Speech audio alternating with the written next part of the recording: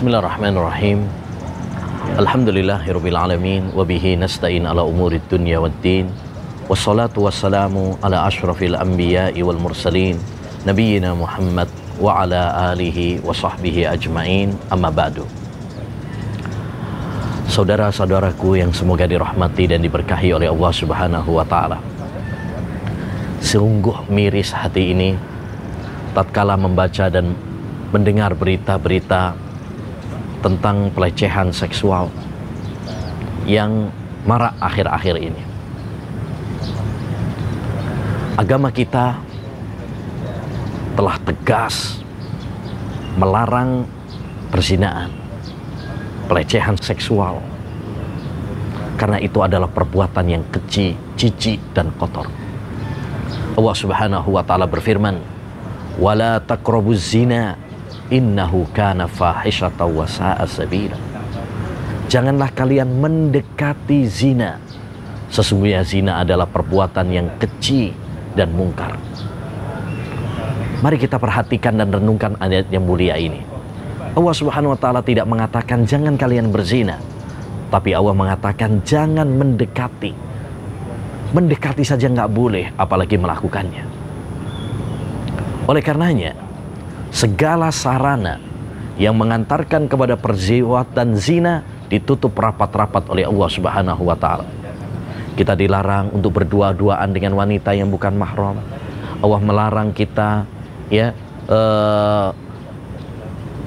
wanita safar tanpa mahram, dilarang melakukan jabat tangan dengan yang bukan mahram. Kita dianjurkan untuk menundukkan pandangan dari yang bukan mahram. Semua itu dalam rangka apa? Dalam rangka membendung segala celah, segala pintu yang bisa mengantarkan kita kepada perbuatan zina.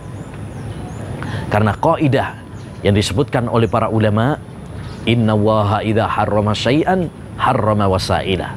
Sesungguhnya Allah Subhanahu wa taala apabila mengharamkan sesuatu, Allah haramkan juga segala sarananya. Allah haramkan juga segala pintu yang bisa menjerumuskan kita kepada perbuatan haram tersebut.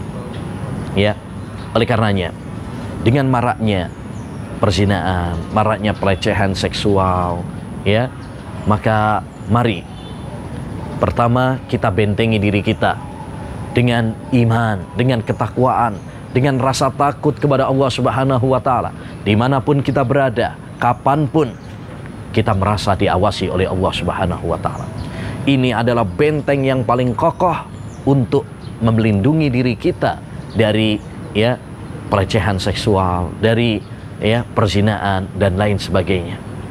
Apa yang menyebabkan Nabi Yusuf alaihi salam selamat dari zina? Khasyatullah. Dia takut kepada Allah Subhanahu wa taala.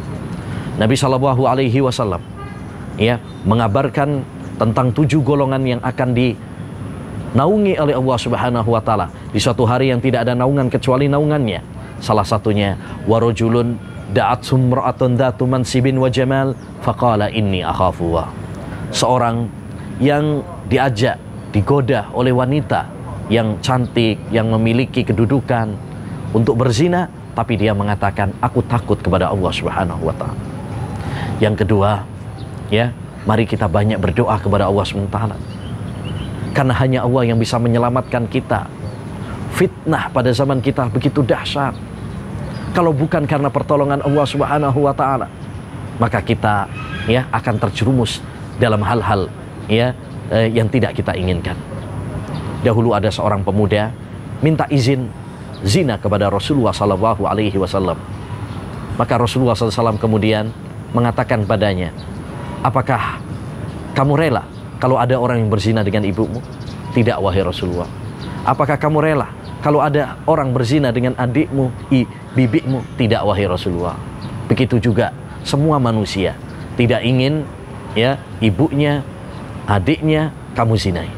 Lalu Rasulullah SAW mendoakan pemuda tadi, "Allahumma tahhir qalbah wahfad farjah." Ya Allah, sucikan hatinya, bersihkan hatinya dari segala kotoran-kotoran, dan jagalah farjinya dari hal-hal yang diharamkan oleh Allah Subhanahu wa taala. Yang ketiga, di antara benteng agar kita ya selamat dari zina, pelecehan seksual dan sebagainya, yaitu dengan menikah. Tatkala Allah Subhanahu wa taala mengharamkan si kita zina, Allah sudah memberikan solusi dan jalan keluarnya dengan cara yang halal. Bahkan itu bisa menjadi sedekah, amal kebaikan bagi kita, yaitu nikah. Karena dengan menikah bisa menundukkan pandangan dan bisa menjaga farji kita dari hal-hal yang dilarang. Rasulullah SAW bersabda, "Ya ma'syaras syabab, man istata'a minkumul ba'ata falyatazawwaj, fa innahu aghaddu lil basar wa ahsanu lil farj, wa man lam yastati' fa alaihi bisyam, fa innahu lahu wija." Wahai para pemuda, siapa yang mampu di antara kalian menikah, segeralah menikah. Karena ya dengan menikah bisa menundukkan pandangan dan bisa menjaga kalian ya dari hal-hal yang diharamkan oleh Allah SWT.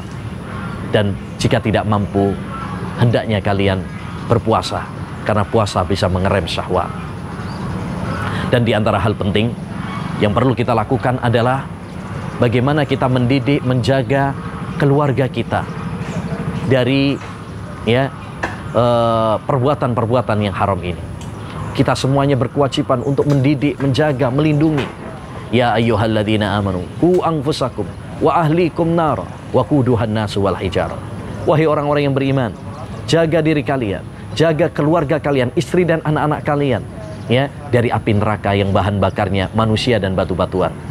Termasuk dalam hal ini adalah kita harus selektif ketika mau memasukkan anak-anak kita ke sekolah, ketika memasukkan anak kita ke pesantren, pilih ya, pilih sekolahan, pilih pesantren yang aman, yang bisa mengajarkan keimanan, ilmu yang bermanfaat, akhlak yang baik, ibadah yang sesuai sunnah, ya, bukan ke tempat-tempat yang menjerumuskan mereka ya kepada dosa dan maksiat kepada Allah Subhanahu wa taala.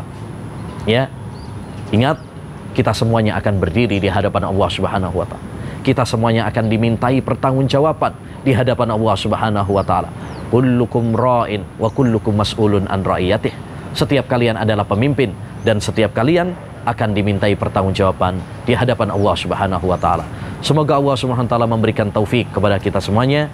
Semoga Allah Subhanahu wa taala melindungi kita semuanya dari dosa zina dan pelecehan seksual, dan semoga Allah melindungi anak-anak kita, santri-santri kita, murid-murid kita ya, dan semua masyarakat kita dari kubangan dosa.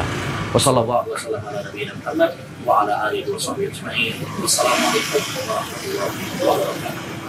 قل هذه سبيلي أدعو إلى الله على بصيرة أنا ومن اتبعني سبحان الله وما أنا من المشركين.